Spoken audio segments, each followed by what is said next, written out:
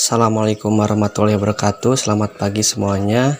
Perkenalkan, nama saya Rifki Apriaji dengan NPM 222121058 dari jurusan Pendidikan Bahasa Indonesia, Fakultas Keguruan dan Ilmu Pendidikan Universitas Siliwangi. Assalamualaikum warahmatullahi wabarakatuh. Yang terhormat Bunda Siti Fitrianti selaku dosen pengampu mata kuliah berbicara, juga teman-teman yang saya banggakan, puji serta syukur marilah kita panjatkan kehadirat Ilahi Robi. Sholawat serta salam tak lupa dicurahkan untuk sang Nabi.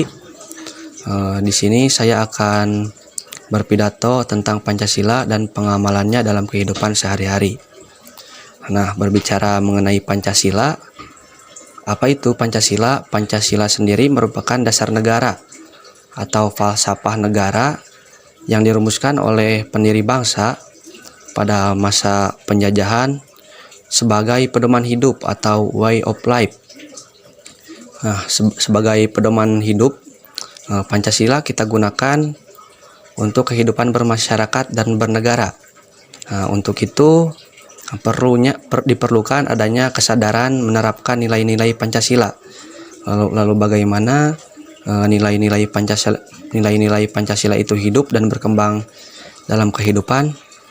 Yang pertama ada sila pertama, yakni ketuhanan yang Maha Esa. Dalam sila pertama ini nilai-nilai Pancasila yang dapat kita ambil contohnya yakni tidak mengganggu proses ibadah lain. Tentu saja nilai yang pertama ini sangat sesuai dengan sila pertama yang ada pada Pancasila, yakni dengan tidak mengganggu proses ibadah agama lain, berarti kita sudah mengamalkan sila pertama pada Pancasila. Lalu yang kedua ada sila kemanusiaan. Contoh nilai kemanusiaan tidak hanya tentang bagaimana kita membantu orang lain saja, seperti yang ada di jauh-jauh di negara sana, negara Palestina misalkan mengirim bantuan, itu juga termasuk nilai sila kedua dari kemanusiaan. Akan tetapi untuk yang sederhananya kita dapat mencontohkan bahwa nilai kemanusiaan itu dapat kita temukan dalam kehidupan sehari-hari. Contohnya adalah membantu nenek-nenek yang menyeberang jalan. Nilai kemanusiaan yang ada di sila kedua ini dapat kita sederhanakan demikian. Lalu pada sila ketiga, yakni nilai persatuan Indonesia.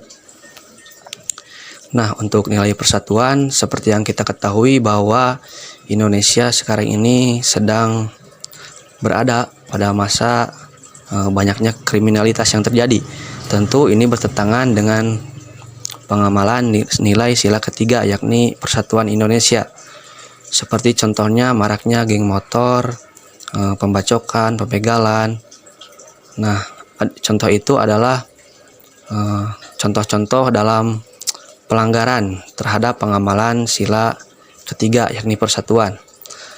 Untuk itu perlu adanya membangun kesadaran untuk menerapkan nilai Pancasila.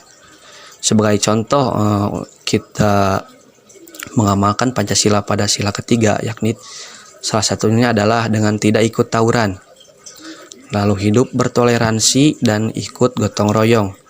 Nah, untuk sila ketiga ini sangat signifikan menurut saya, dikarenakan pada nilai persatuan inilah yang menjadi tolak ukur Indonesia, negara kita, menganut falsafah Pancasila. Lalu ada sila keempat, yakni sila kerakyatan yang dipimpin oleh hikmah kebijaksanaan dalam permusyawaratan perwakilan. Contohnya, jika terjadi masalah atau perdebatan di lingkungan sekitar seperti di kelas, di masyarakat atau di rumah, ada baiknya diselesaikan dengan cara bermusyawarah untuk mencapai mufakat. Tentunya ini sejalan dengan demokrasi Pancasila yang menganut paham bebas namun bertanggung jawab. Tidak seperti negara-negara yang menganut sistem demokrasi otoriter seperti Korea Utara. Indonesia menganut sistem demokrasi Pancasila yang memandang kebebasan berpendapat namun dengan batasan tanggung jawab. Lalu ada sila kelima, yakni keadilan sosial bagi seluruh Indonesia. Nah, apa yang dapat kita amalkan dari nilai-nilai Pancasila pada sila kelima, yakni yang pertama adalah dengan ikut bergotong royong. Keadilan sosial tidak hanya merupakan bagaimana kita menimbang keadilan itu sendiri.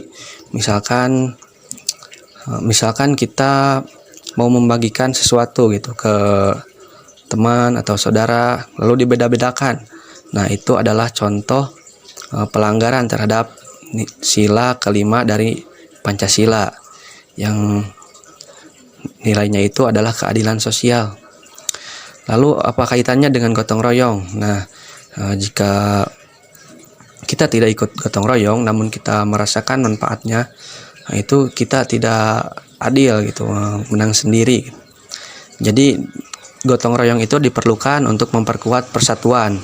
Nah, pada sila kelima ini sangat berhubungan dengan sila ketiga, yakni sila persatuan Indonesia.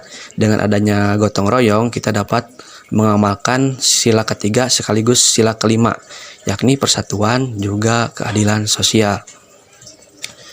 Maka dari itu, kesadaran hidup dalam menggunakan Pancasila harus ditanamkan sejak dari sekarang. Sebab Pancasila berperan penting untuk pembangunan bangsa dan negara. Nah, untuk itu marilah kita mengamalkan nilai-nilai Pancasila ini dalam kehidupan sehari-hari.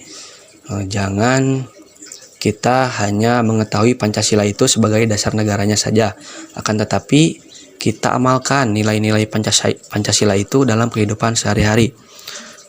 Nah, semoga apa yang saya sampaikan dapat dipetik hikmahnya dan diambil manfaatnya bagi semua.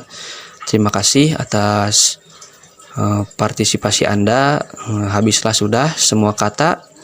Marilah kita akhiri perbincangan ini dengan kalimat hamdalah sebagai ucap syukur kepada Ilahi. Alhamdulillahirabbil alamin. Wassalamualaikum warahmatullahi wabarakatuh.